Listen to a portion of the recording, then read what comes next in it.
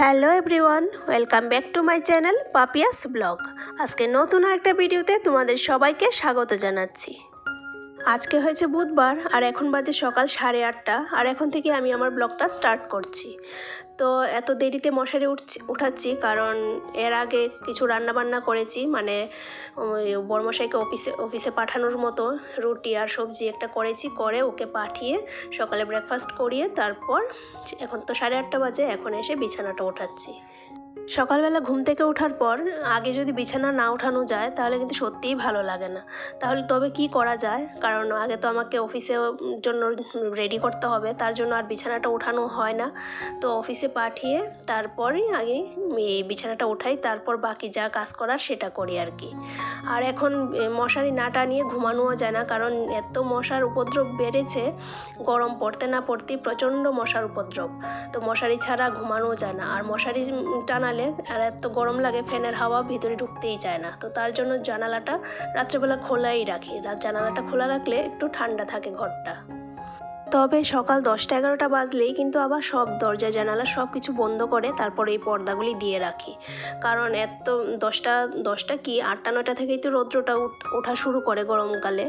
তো এই 10টা-11টা বাজতে না বাজতেই এই পর্দাগুলি দিয়ে রাখলে কি হয়, ঘরটা একটু ঠান্ডা থাকে, আর নয়তো বাইরের রৌদ্রের হিট পুরো ঘরে আসে, তো আর ঘর আরও গরম হয়ে যায়। তো তার জন্য 10টা-11টা পর্যন্তই দরজা জানালা একটু খোলা থাকে, তারপর সব বন্ধ করে পর্দা টর্দা একদম দিয়ে রাখি যাতে ঘরটা একটু ঠান্ডা থাকে।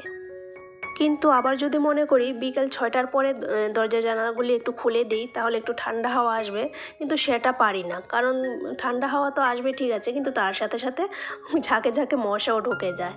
তো তার জন্য আর বিকেলবেলাও সেই রকম খুলতেই পারি না। তো এই যে 10টা-11টা থেকে দরজা জানালা বন্ধ থাকে, তো সারা রাত্র কিন্তু এরকম বন্ধই থাকে। তো পুরো ঘর একদম ভাবসে একটা গরম হয়ে থাকে। তো চাইলেও বিকেলবেলা দরজা জানালাগুলি একটু খুলতে পারি না এই মশার জন্য।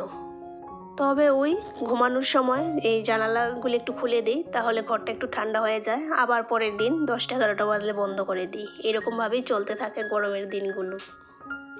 তো যাই হোক, ঘরে বিছানা উঠিয়ে এদিকে ড্রয়িং রুমের সোফাগুলি একটু ঠিকঠাক করে নিচ্ছি। আর দরজা জানালা যে খোলা থাকে 10টা-11টা পর্যন্ত, তো তার সাথে সাথে হাওয়ার সাথে সাথে কিন্তু এই ধুলোবালিও আসে। তো এগুলি ডেলি সোফার কাভারগুলি একটু ঝেড়ে টেড়ে যদি না বিছাই একদম মানে বালি বালি হয়ে থাকে। মানে একদিকে মুশকিল না, দরজা জানালা খোলা রাখলেও মুশকিল, না রাখলেও মুশকিল, কোন দিকে যাই বলো। তো যাই হোক, এদিকে ঝেড়ে টেড়ে আবার সুন্দর করে বিছিয়ে নিয়েছি। এদিকের কাজগুলি শেষ, মানে গোছ গাছের কাজগুলো শেষ হয়ে গেছে। এবার যাব আবার কিচেনে, মানে কিচেনে তো ওই সময় একটা সবজি শুধু রান্না করেছি, এখন বাকি রান্নাগুলি এখন করতে হবে। আর ঝটপট যদি রান্না না করি, যত বেলা বাড়তে থাকবে তত গরম বাড়তে থাকে। তো তার জন্য সকাল সকাল তাড়াতাড়ি রান্না বান্না শেষ করে তারপর গিয়ে ঘরে ফ্যানের নিচে বসে থাকি।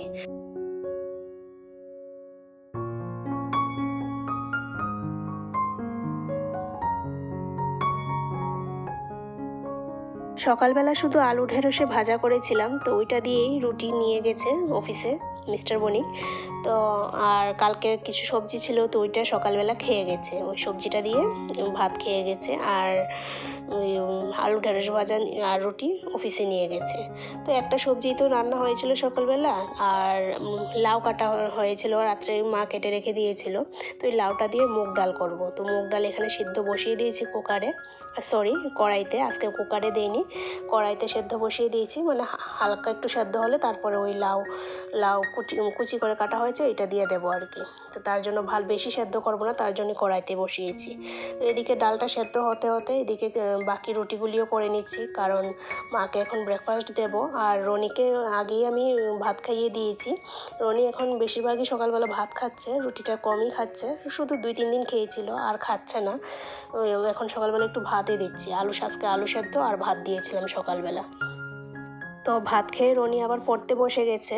আর স্কুল তো শুরু হয়ে গেছে, কিন্তু স্কুলে তো এখন আর যাচ্ছে না।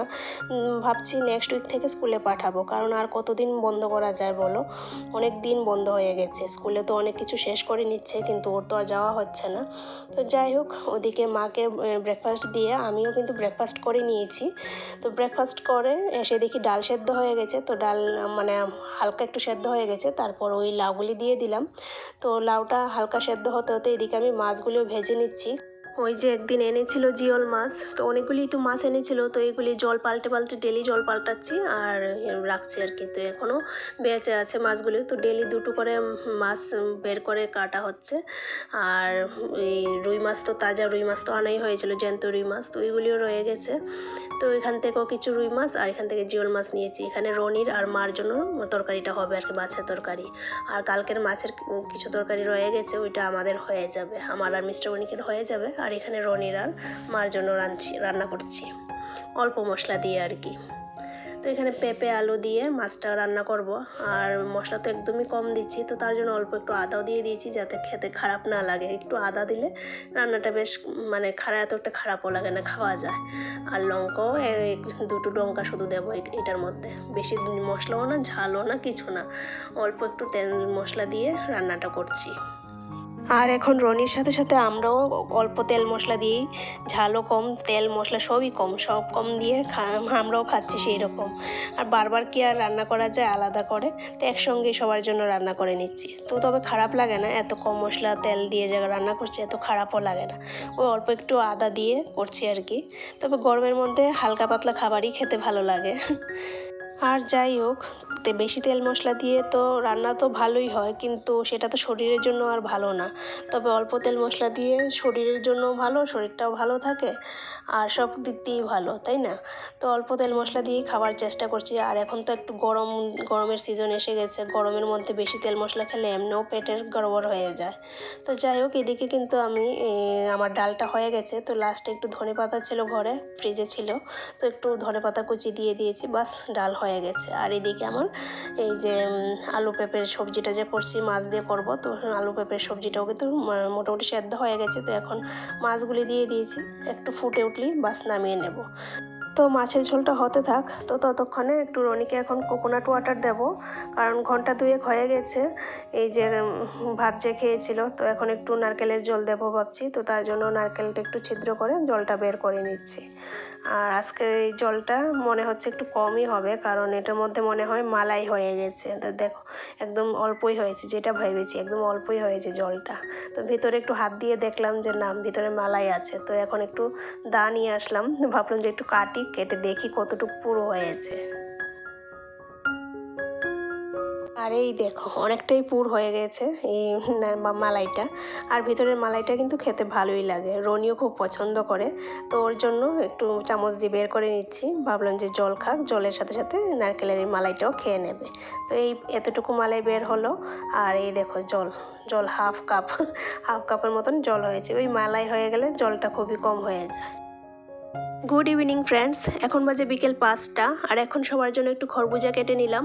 আর খরবুজাটা খুবই ঠান্ডা ফল, আর গরমের মধ্যে ঠান্ডা ঠান্ডা খাবার খেতেই দেখবে ভালো লাগে। তো খরবুজাটা তো খুবই ঠান্ডা আর খেতেও খুব মিষ্টি লাগে, ভালো লাগে।